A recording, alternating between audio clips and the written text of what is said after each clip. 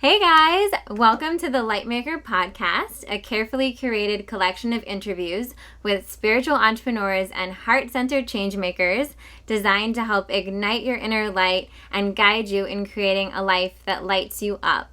I'm your host, Cassandra Bodzak, and today I have the immense pleasure of having Gabrielle Bernstein, who has been named a Next Generation Thought Leader by Oprah Winfrey. She also appears regularly on the Dr. Oz Show and has been named a new role model by the New York Times. Gabby is also a New York Times Best Selling Author. She has 4 amazing books out: Miracles Now, May Cause Miracles, Spirit Junkie, and Add More Ink to Your Life. And Gabby is also the founder of herfuture.com, a social networking site for women designed to inspire, empower, and connect. But I am so thrilled to have Gabby as the first guest on my podcast because Gabby was actually one of the first faces I saw when I woke up through watching her YouTube channel, where I was divinely guided after my personal dark night of the soul to, Google Google guided meditations and was led to Gabby and just opened up a world. So it's been beautiful to really to get to talk with you and get to know you even more over the years. But I'm so happy to have you. Gabby, welcome. So good to be here. And I just had this image of you like waking up from bed and like seeing my face.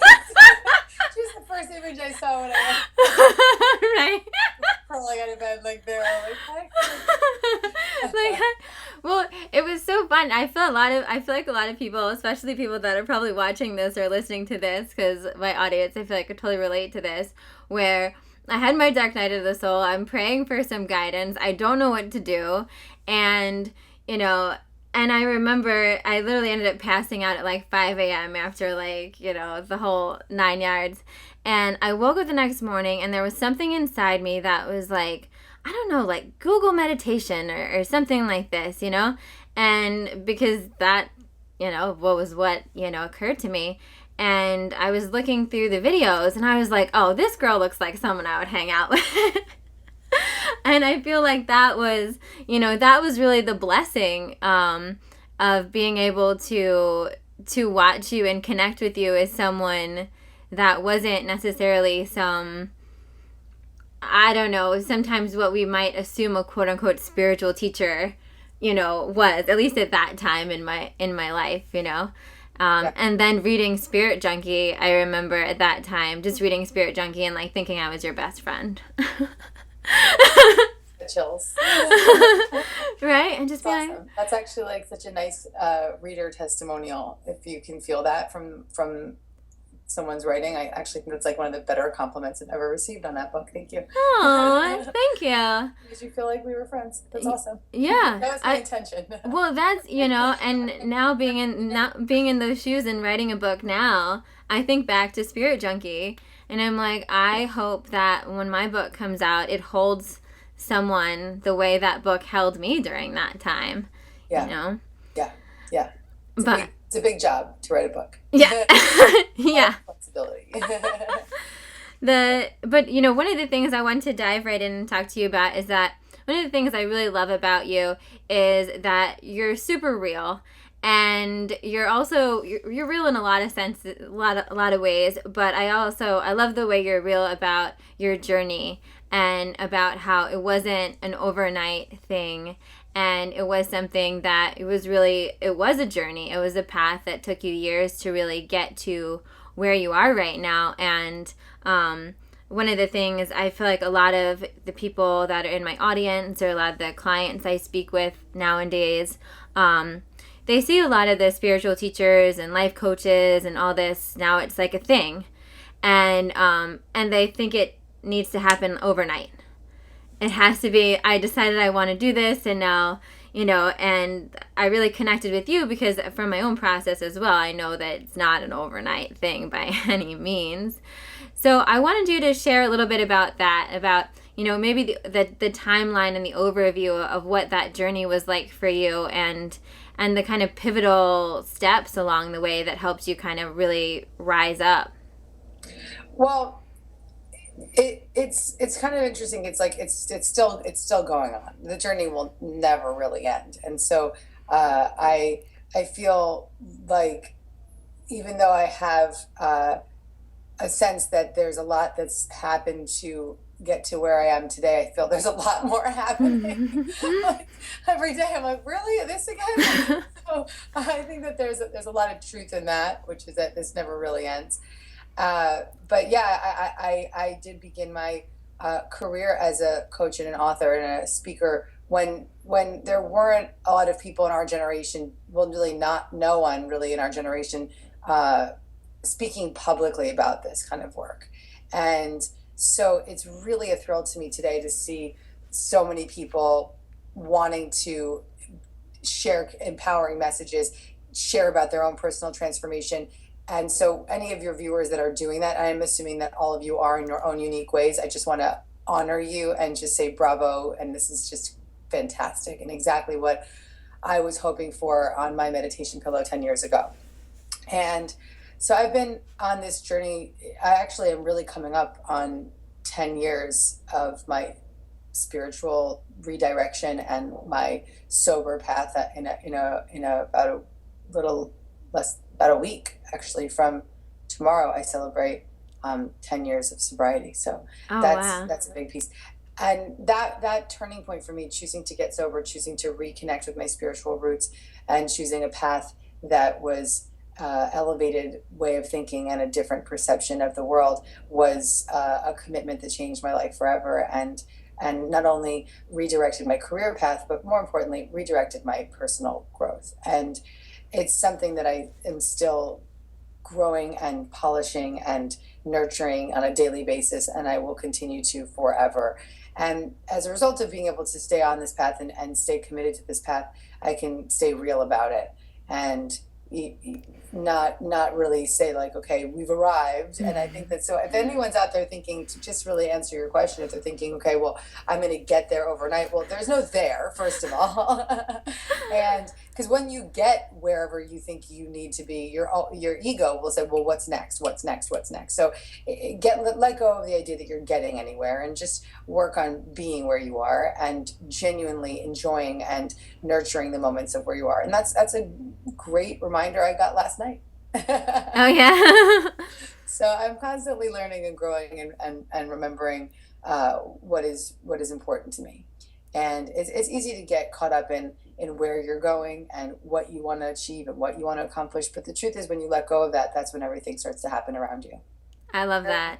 And I think there must have been like a cosmic memo going around, because I got a big wake-up call around that this weekend too, about really just the journey is it, enjoy every step of the way. And I'm sure you can probably agree with this. Now, even looking back at where I was, that girl that was in my bedroom watching your videos, 4 years ago, there was something so beautiful in that, there was so beautiful. And I think being in that space, where whatever part you're at, whether you're at the part where you're the girl in bed watching the videos trying to figure this all out, or you're at the point where you're doing your first speaking engagement or trying to set up a website, just finding the beauty and the joy and the excitement in every part of the process, because the process never stops. Yeah, I think about the time when I was the girl on my own apartment floor reading whatever I was reading and finding my way.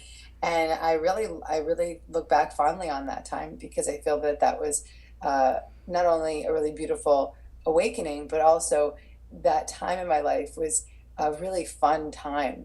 It was just really innocent and really open and receptive, and I just kept saying yes to whatever was presented to me. And I don't know that you can ever really go back there.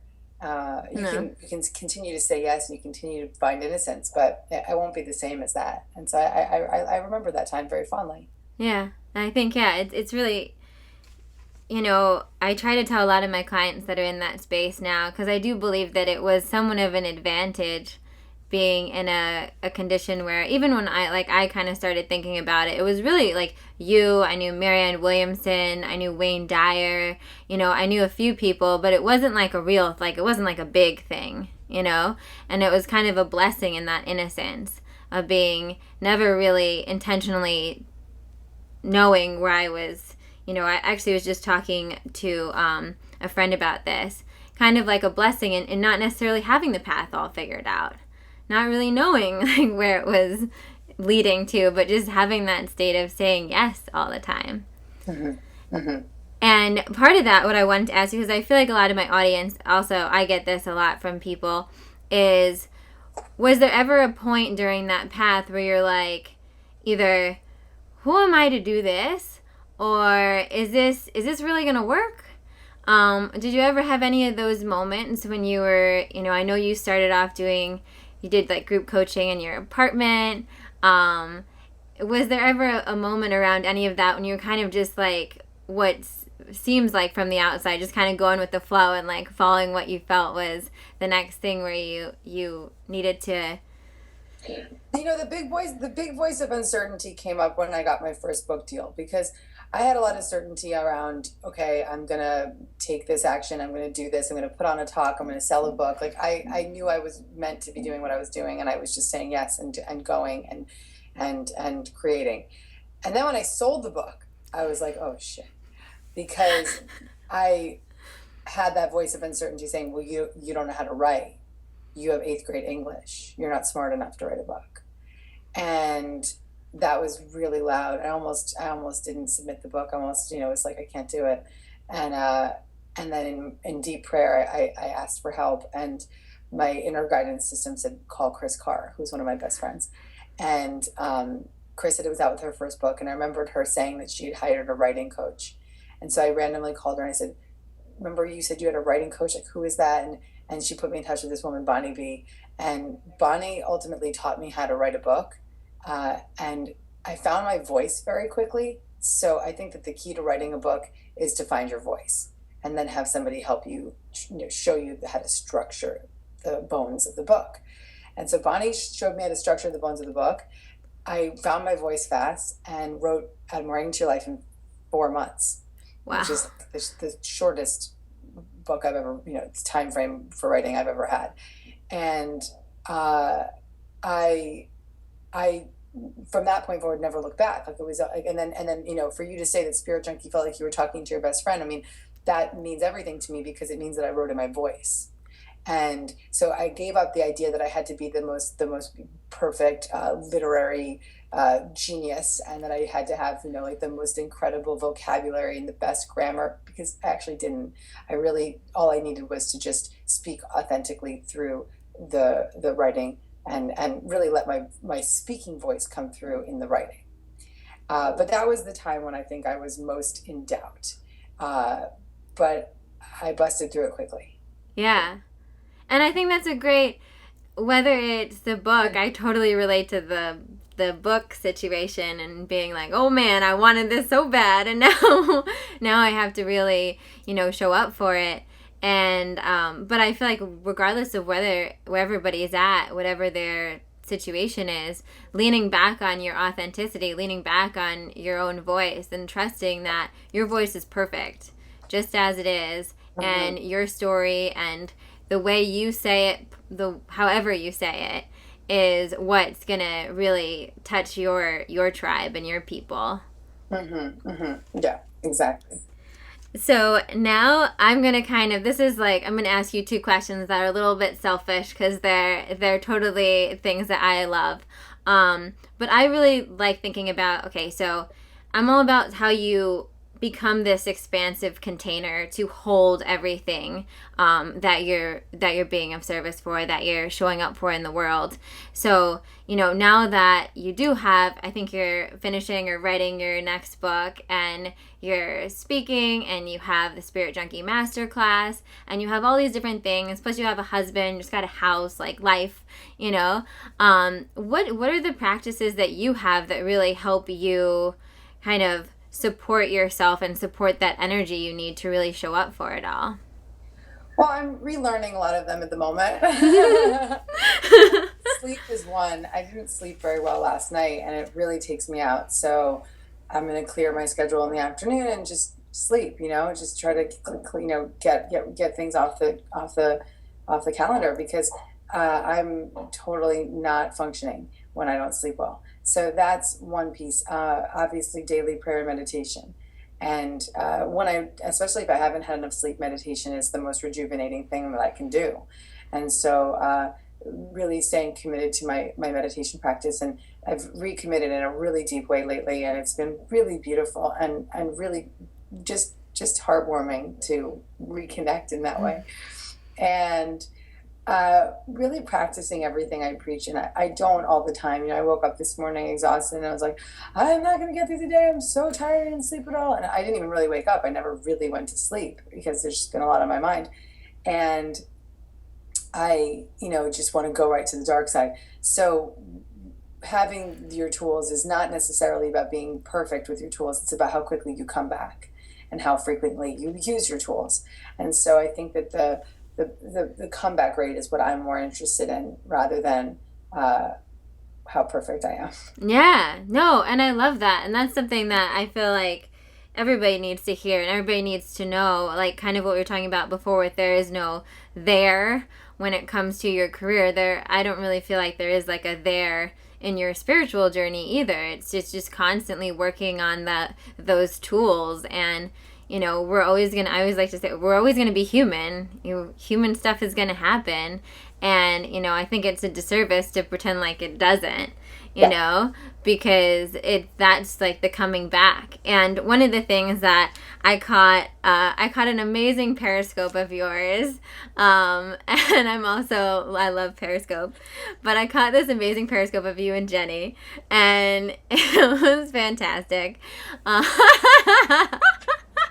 I only wish that everybody could see it, but one of the things that is close to my heart, which I was like in bed watching this, and I was like, oh my God, I'm so happy that she was getting like amped up about this. I can't wait for you to hear you talk more about it, because my foundation, my spiritual path really started with my awareness around food first.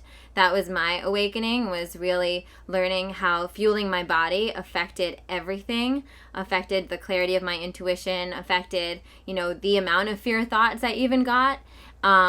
So I know that you were talking about the Candida diet and how whether, we want to put it in the context of the Candida diet or just in general, how you were kind of figuring how different things have worked for you in your body. I would love for you to talk a little bit more about that and just how that experience has been.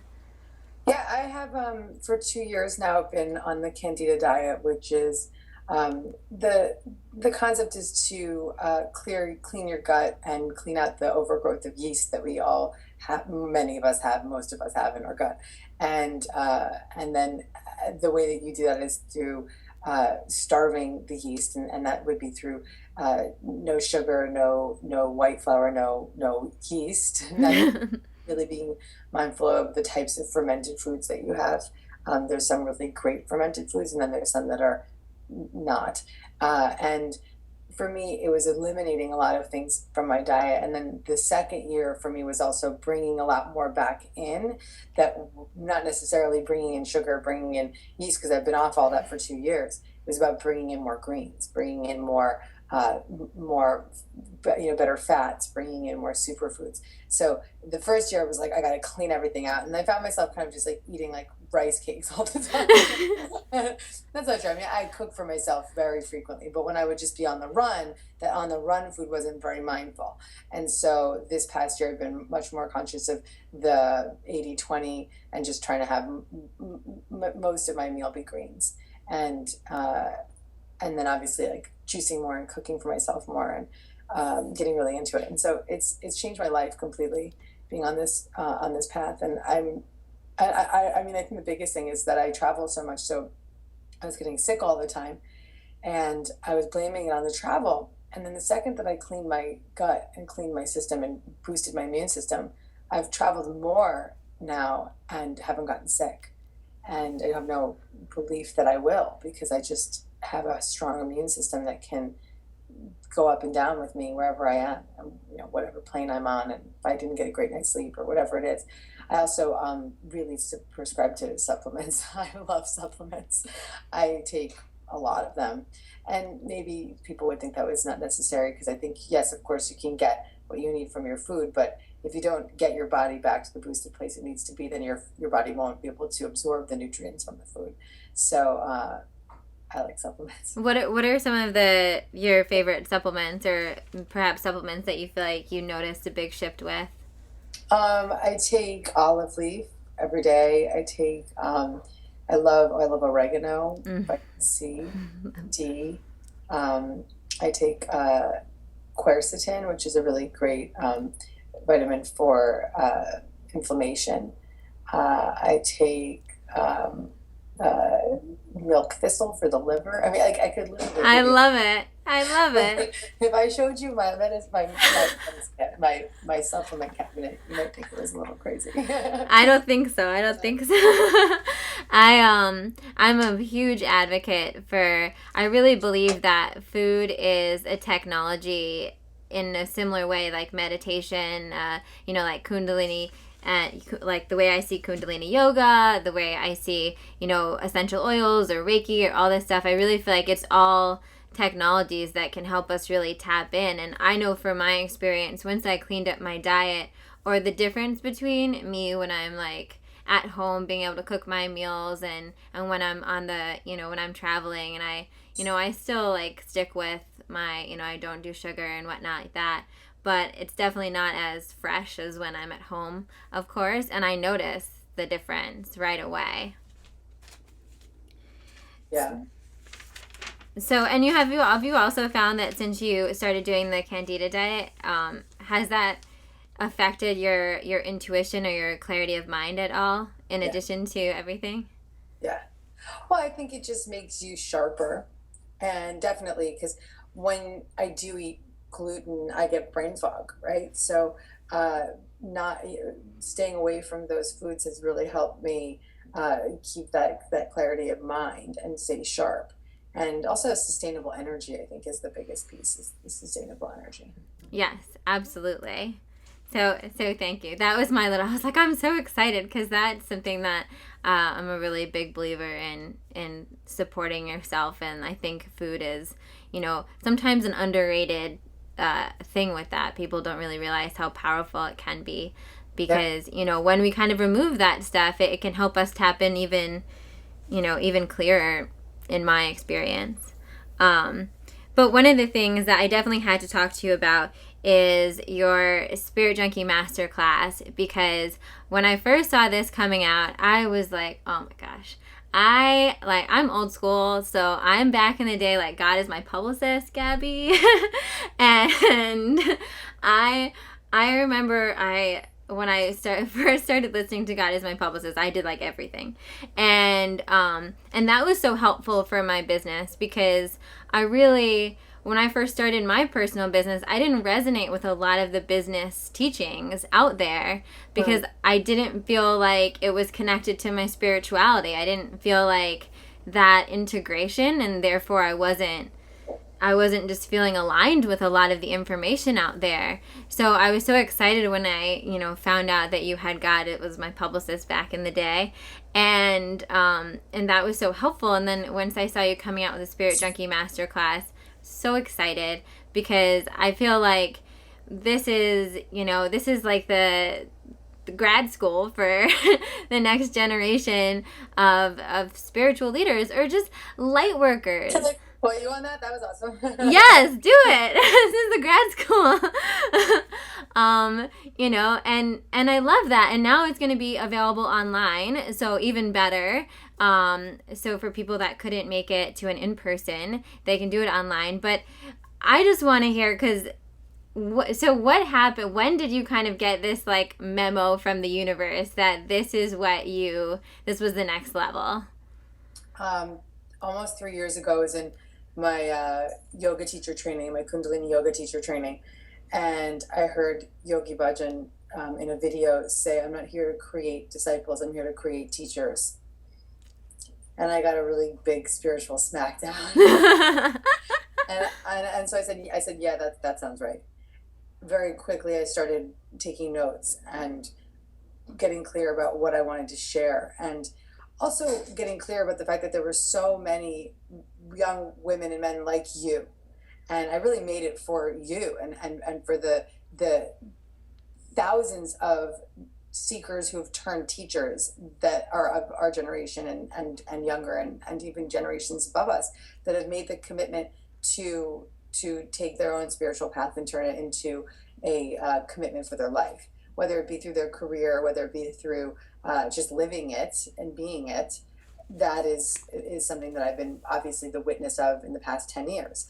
So I felt very responsible for sharing what I have been practicing and my best practices and my inspiration that has been moving through me for 10 years to bring forth these messages in an authentic way.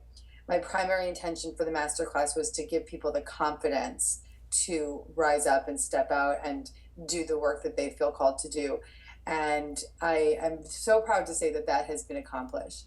All of our alumni, we're almost at 1,000 alumni in just a year of having the training out. All of our alumni, whether they were in person or online, all come back saying that thing I was talking about doing for 10 years, I'm now doing. That job that wasn't serving me, I've left. The spiritual principles that I wanted to bring to my existing job, I'm bringing them there. That mission that I feel like I needed to show up for is now moving through me. So that it worked. It worked. And I often say that it's the best use of me, because I'm most excited and most inspired when I'm doing these trainings. I got a lot of requests to bring it online because we were doing them live in New York. I'm going to continue to do them live in New York, but it's small. I only put a few hundred people in the room at one time, and I just want to hold that. I don't think I'm ever going to, I don't know, I say ever, but I think there's something nice about the intimacy of that group. The live events were really well received, and people kept saying, I want to do it, but I couldn't come to New York, or I'm in New Zealand, or wherever they were in the world. And we brought it online. And the thing that's super cool about the online is I keep meeting all these people that have gone through the online course, and they're saying that their reactions are the same as the reactions of the people that were in the room, because we took the live videos and put them into a 8-module course. So they have the live experience, even though they're in their own home. And in many cases, the digital is even better, because they've gotten videos from 2014 and 2015, and then they'll get videos from 16. And I'll keep bringing in more and more content and more experts. So they're going to get more content than you would if you were at the live event. That's amazing. And I love it personally. I have been watching the videos, and I love it just because I'm the kind of junkie, and I feel like a lot of other people that are listening are too, where I did the whole thing in a day. I was perfect because I'm packing. I'm moving to California, so I was like, "This is perfect." And it was so inspiring, and I was like taking notes and whatnot. But it's also really beautiful because I feel like we all have those times in our life where you just need like a little extra, and it's we all have those nights where like what. I'm kind of fried or whatnot, and I just need, to be kind of reminded, or that little extra push. So I think that's a really beautiful gift of the digital program too. Yeah, you can tune into it anytime. Yeah, and you also have right now there are free videos going on. So for anyone that is feeling a little like inkling in their soul right now that this is something that would interest them, you're giving away these 3 really incredible videos that already, I think, just the first one talking about really owning your story and kind of stepping up. I feel like there's a lot you can learn just from watching the free video series. Yeah, the free videos give people a lot. And the first video is all about, they're training videos, and the first video is all about owning your voice and owning the confidence to accept that you have a message to share. And then the second video is for folks that feel like they want to bring these spiritual principles into their career and really busting the myth that it's not spiritual to earn for your great work. So I really dive deep into that one. And then the third video is going to be probably one of your favorites, because it's really manifesting media for your message and getting the word out there and allowing people to know that these principles are really important and timely, and being unapologetic about carrying the message. And I am a living testament that works, because literally people ask me, my favorite question is when people are like, "Who's your publicist?" And I was like, the universe, God. I've gotten all sorts of amazing media placement through your advice and through actually just putting those tools in to action. And I'm sure the day will come when I will start reaching out, but it hasn't yet. And I've been going pretty strong on just connecting with the universe for that. But I want to give everyone kind of like a sneak peek on talking a little bit about prosperity, because I've been picking a goddess card. I decided I would pick a goddess card for the interviews, and the one, of course, I got for you was prosperity, and I can't even pronounce this one. It's like abundantia, pretty much like the goddess of abundance, I think. Abundantia. Right? It says, yeah, the universe is pouring its abundance out to you. Be open to receiving. So I think that's something. That's a nice card, thanks. Right? That's a good one. We'll take it. I think that's something that a lot of people like kind of struggle with. And the one thing I love about your message is that you're always like, be unapologetic about your earning capacity. And so what would you say to someone that perhaps is in a place where they don't come from necessarily like a family that had a lot of money? They might not be they might be in a financial tight spot right now. And they're really thinking of, whether it's the, can I really afford to invest in a course like Spirit Junkie Master Class, or it's something like, can I really make money following this path? Mm-hmm. Well, I'm totally self-made. Everything I've done has been 1,000% self-funded and self-made. I did grow up with a lot of lack mentality in my home, in an environment where money was always an issue. And when I was 21, I decided to have a quantum shift around that. I really just decided. I did. I learned that I could make money. I was actually promoting parties at the time in New York City, and I knew I made $1,000 cash in one night. Mm-hmm. I just said, wow, I know I can. What that was to me was, oh, I can earn. I know I can earn. And so I never turned my back on that belief system from that day forward.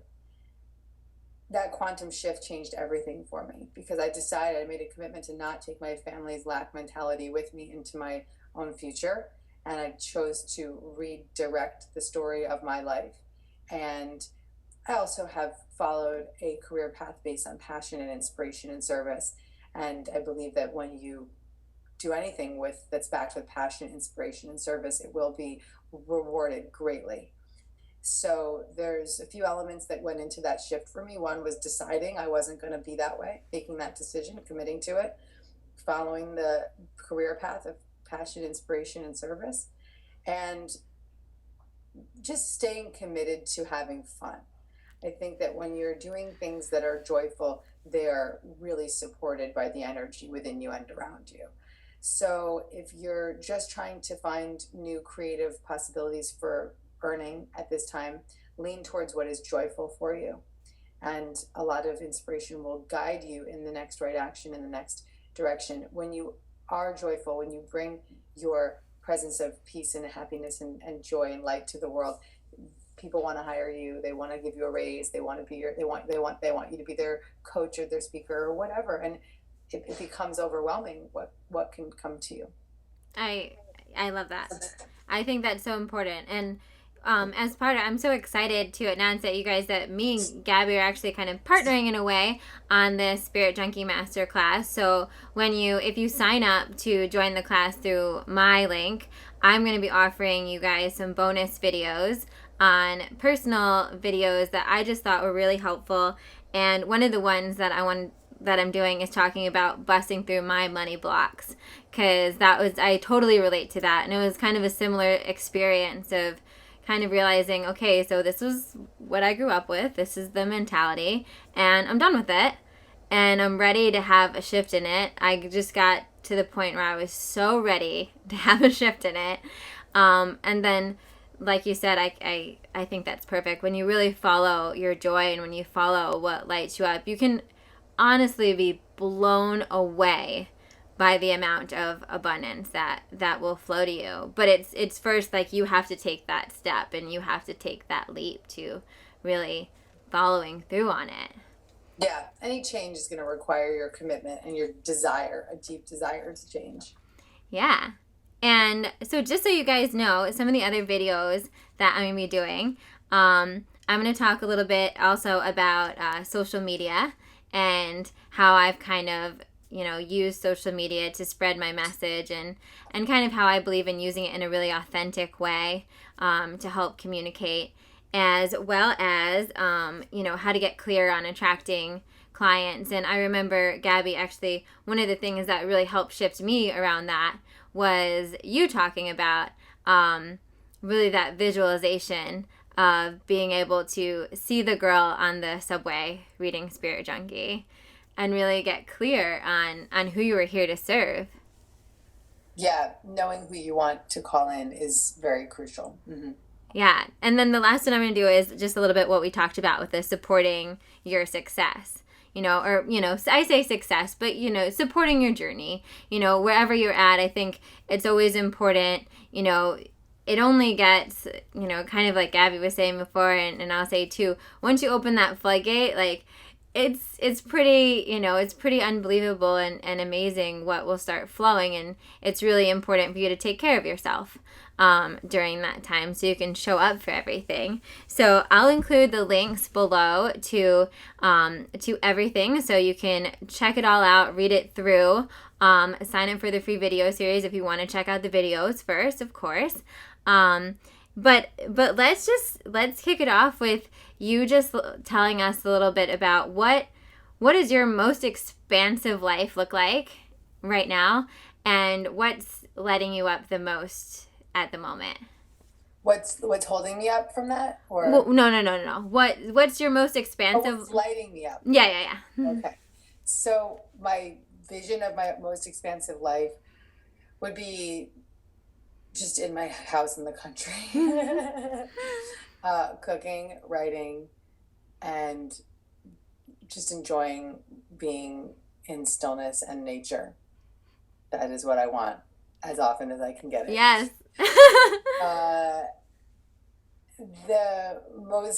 What's lighting me up the most right now is being in nature, actually. I've had so much time in New York City, and this year just bought this home in the country, and it's so special for me to be able to go there and be in nature and just be hiking and swimming and just not be in a concrete jungle. Oh, I can resonate. Yeah, I appreciate New York City, but it's nice to be able to get away. That's amazing. Well, thank you so much for taking the time for this interview. It was a pleasure talking to you.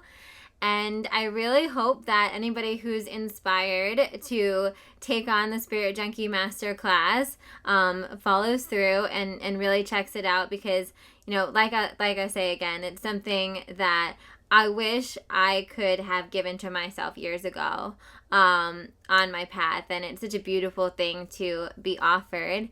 And regardless of where you are on your journey, just keep following I love that. Just keep following what's fun. Keep following what's lighting you up, and trust that when you're really following your heart in that place, you'll be led to the perfect teachers and the perfect programs and the perfect things you need to figure out all the logistics. Totally. Yeah. Yeah.